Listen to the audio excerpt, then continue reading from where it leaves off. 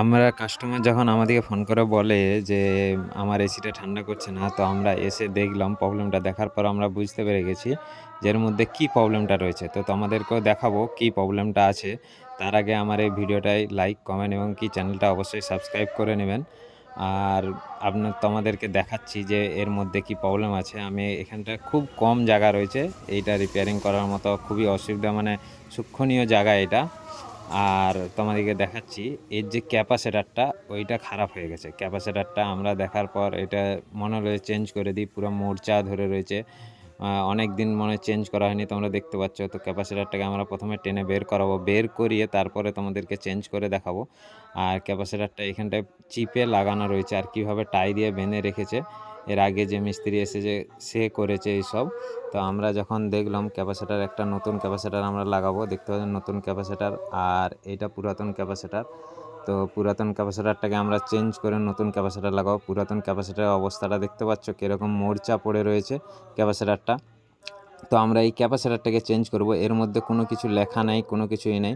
তো আমরা না দেখেই আমরা 40-এর দিয়ে স্টার্ট করব। আর এইটা দেখতে পাচ্ছ কত লেখা রয়েছে 40। আমরা আগে থেকেই আমরা নিয়ে আসছিলাম দোকান থেকে। তো 1.5 টন এসিতে 40-এরই ক্যাপাসিটার লাগে, আমরা এটা জানি ভালো করে।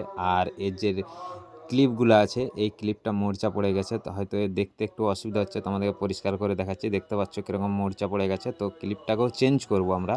চেঞ্জ করার পর দেখো নতুন একটা ক্লিপ লাগিয়ে দিয়েছি।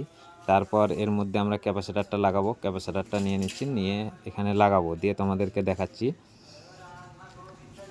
তো তোমরা পুরো ভিডিওটা দেখো। ভিডিওটা দেখার পর আমাকে বলবে কেমন ভিডিওটা হয়েছে কমেন্ট বক্সে। তো আমি ক্যাপাসিটারটা লাগিয়ে নিচ্ছি। ক্যাপাসিটারটা লাগিয়ে ফিটিংস করে তারপর এসিটা চালু করব একটুক্ষণ পরে। আগে প্রথমে ভালো করে ফিটিংস করে নিই, ক্লিপগুলো লাগিয়ে দিই, নাহলে ফায়ারিং হয়ে ভবিষ্যতে আগুন ধরতে পারে। এই এসির জন্য অনেক কিছু ফল্ট হতে পারে। পরে যদি ফল্ট হয় তখন কাস্টমার আমাকে বলবে। তো এর গ্যাস প্রেশার রয়েছে দেখতে পাচ্ছ 170। প্রেশার ঠিক আছে, গ্যাস লিকেজ নেই। তো আমরা যখন এসে দেখেছিলাম লিকেজ থাকেনি। আমরা প্রথমেই এসে আগে মিটার লাগিয়ে দেখেছিলাম। কাস্টমার যখন আমাদেরকে বলেছিল যে ঠান্ডা হয়নি, এসেই আমরা আগে মিটার লাগিয়ে দেখেছি। তো আমরা এখন যে এসিটা চালু করব, চালু করে দেখব যে এম্পিয়ার সব ঠিকঠাক আছে কিনা, এসি ঠিকঠাক চলছে কিনা। আর তোমাদেরকে সেটাই দেখাবো। এম্পিয়ার মিটারও চালু করে দিয়েছি, সুইচও দিয়ে দিয়েছি। এবং কি এম্পিয়ার মিটার দেখো 200-তে সেট করে দিয়েছি। 20-তে সেট করলে হয়তো 20-র বেশি এম্পিয়ার, যখন স্টার্টিং একটু বেশি এম্পিয়ার নেবে তখন আর শো করবে না। সেই জন্য আমরা 200-তে দিয়েছি, যাতে এটা আমরা ভালোভাবে বুঝতে পারি যে কত এম্পিয়ার নিচ্ছে।